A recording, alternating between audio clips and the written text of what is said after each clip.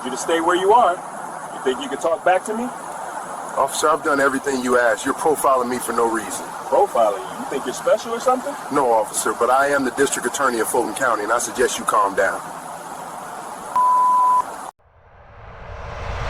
The siren chirped once, sharp and short, and the calm afternoon cracked open as a patrol car slid behind a silver SUV, lights flashing, drawing eyes from every sidewalk and storefront, because everyone could feel this was not going to be a normal stop. Before I go any further, tell me where you're watching from right now, and please take a second to subscribe, because this story only gets heavier from here. The stop happened on a wide street near downtown Atlanta, where traffic crawled and the sun sat high and bright. The silver SUV eased to the curb without delay. Inside sat a black man named Leon Foster. He was 39, neatly dressed, and calm in a way that came from years of knowing when to speak and when to wait. His hands rested on the steering wheel, fingers relaxed, breath steady. He had just left a short lunch meeting and was heading toward city offices for an afternoon session that could not be late. To anyone passing by, he looked like another working man trying to finish his day. Behind him, Officer Grant Holloway stepped out of his patrol car. He was broad, stiff, and already annoyed.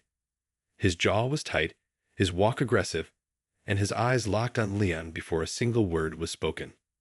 Holloway had been on duty since early morning, carrying boredom and resentment like extra gear. When he saw the SUV roll by earlier, something in his mind decided it did not belong. That decision came fast and without evidence. Holloway approached the driver's window with his chest forward and his hand near his belt. He did not greet Leon. He did not explain the stop. His voice came out loud and sharp. Leon answered calmly, keeping his tone even and respectful. The difference between them was clear to everyone watching. One man was controlling himself. The other was trying to control the moment. Cars slowed. A bus stopped longer than needed. A few people stepped closer, phones already in their hands. Leon followed every instruction given. He rolled down his window. He stayed seated. He kept his hands visible. Still, Holloway's posture grew more hostile, as if calm obedience itself was an insult. Leon asked why he had been stopped. The question was simple and fair. Holloway did not like it. His voice rose, and his words came faster. He accused Leon of matching a vague description. He said the vehicle looked suspicious. He offered nothing specific, nothing that could be checked. Each sentence sounded more like a challenge than a reason. Leon felt the familiar weight settle in his chest.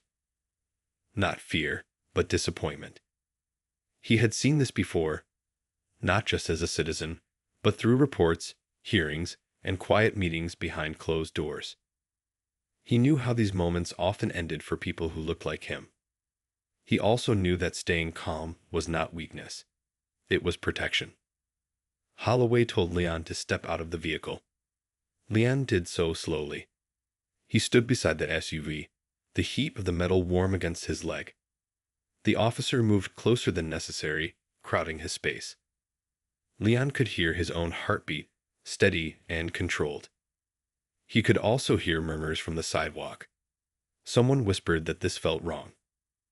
The body camera on Holloway's chest blinked red. Recording had begun. That small light would soon matter more than Holloway realized. Leon was instructed to place his hands on the hood. He complied. His face showed no anger, only focus. Holloway spoke down to him, his words loaded with assumptions. He questioned Leon's presence in the area. He questioned the car. He questioned Leon's tone, even though it had never changed. Leon finally spoke again, his voice low but firm. He said he was being treated unfairly. He said he was being judged without cause. The words were not shouted. They were clear and controlled. That calm response seemed to irritate Holloway even more. He took a step back, then forward, asserting dominance without touching. Another officer, named Colin Reeves, stood a few feet away, holding Leon's license. Reeves looked uneasy. He glanced between the card in his hand and the man standing calmly at the hood. His eyes narrowed as he read, then widened. He checked again, slower this time, as if hoping he had made a mistake. Reeves tried to get Holloway's attention quietly. Holloway ignored him, continuing his lecture. The tone had shifted from authority to ego. Leon listened, eyes forward, jaw set. He knew this moment was being recorded. He also knew that every word mattered. A woman across the street shook her head. A delivery driver leaned against his truck, watching. Phones were fully raised now. The street felt frozen, like everyone was waiting for something to snap. Reeves spoke again, louder this time. His voice cracked slightly. He told Holloway they needed to pause. Holloway finally turned, irritation written across his face. Reeves held up the license and said the name out loud. The air changed. Holloway's expression flickered, confusion pushing through arrogance. He looked at Leon differently, really seeing him for the first time. Leon turned his head just enough to meet the officer's eyes. His voice stayed calm. He stated who he was and what his position was within the city. Silence dropped hard. Traffic noise faded into the background. Holloway's shoulders stiffened. Reeves swallowed. The red camera light kept blinking, steady and unforgiving. Leon did not raise his voice. He did not threaten. He simply said that the situation had gone too far and needed to end. He asked for his license back. He asked for space. His words carried weight now, not because of anger, but because of truth. Holloway hesitated. Pride fought panic on his face. He had made his choice earlier, and now the cost was standing in front of him, calm and unshaken. Grant Holloway stood frozen for a second that felt longer than it was, his mouth slightly open, his confidence leaking away as fast as it had appeared earlier. Leon Foster remained still, hands resting on the hood, posture calm, eyes forward. The crowd had gone quiet. Even the traffic seemed to slow, as if the street itself was paying attention. Colin Reeves returned Leon's license with both hands, his face tight. Holloway cleared his throat and took a step back. The space he created felt forced, like he was being pushed by something invisible. Leon straightened and turned slowly. He did not smile. He did not gloat. He simply asked if he was free to leave. The question landed heavy because it was not a request. It was a statement wrapped in courtesy. Holloway nodded stiffly. He muttered something that sounded like an apology, but carried no strength. Leon walked back to his SUV, opened the door, and paused. He looked around at the people recording, at the officers standing silent, and then at Holloway. He told him this moment would not end when the lights turned off.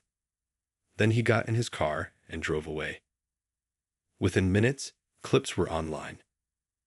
Not polished footage, just shaky phone videos with clear sound and clearer behavior. By nightfall, the full body camera video surfaced. View counts climbed fast. Comments poured in from across the country. Some were angry. Some were tired. Many said the same thing over and over. Calm should not be treated like guilt. At the police station, Holloway sat alone in a small room, replaying the stop in his head. The confidence he carried earlier was gone. In its place sat dread. He knew policy. He knew procedure. He also knew he had broken both. When his supervisor called him in, there was no yelling. That silence felt worse. Leon's day did not slow down. He attended his meeting, addressed city matters, and returned to his office late that evening. Only then did he sit back and let the weight of what happened settle in. His assistant asked if he was all right. Leon said he was fine, but his eyes said otherwise. He pulled the incident report and began reading, line by line, careful and focused. The mayor released a statement the next morning. An internal review was announced. Holloway was placed on administrative leave. News trucks lined the street outside the department. Reporters repeated Leon's name and title, but the public conversation quickly shifted. People were not asking who Leon was. They were asking how many times this happened when the person did not have power. Days later, Leon entered a hearing room filled with officials, observers, and community members. Holloway sat at one table, stiff and pale. Leon sat across from him, calm as ever. The footage was played without commentary. Every raised voice, every step too close, every dismissive word filled the room. No one spoke while it played. When it ended, Leon addressed the panel. He spoke plainly. He said the issue was not personal. He said respect should never depend on titles, clothing, or tone of voice. He said authority without control was dangerous. His words were not dramatic, but they were sharp. They landed because they were true. Holloway was given a chance to speak. He struggled. His words came out slow and unsteady. He said he made assumptions. He said he let his emotions drive his actions. He admitted he would have treated the stop differently if he had known who Leon was. That admission hung in the air, heavy and undeniable. The decision came quickly. Holloway was suspended without pay. Mandatory training was ordered. His future on the force would depend on performance reviews and community evaluation. The ruling was firm but measured. Some wanted harsher consequences. Others thought it was fair. Leon accepted it quietly. After the hearing, Holloway approached Leon in the hallway.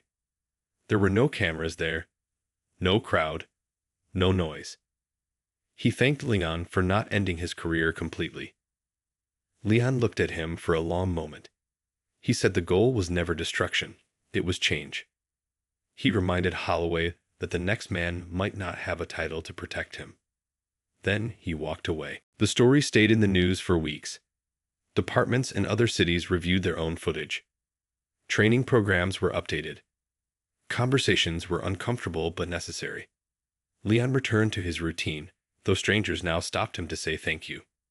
He always responded the same way. He said calm should not be rare. Holloway completed his training in silence. He listened more than he spoke. The swagger never returned. When he eventually went back on duty, he kept his distance from assumptions. The memory of that blinking red camera stayed with him. On Pine and Westbrook, traffic continued as always. The street looked the same. But something had shifted.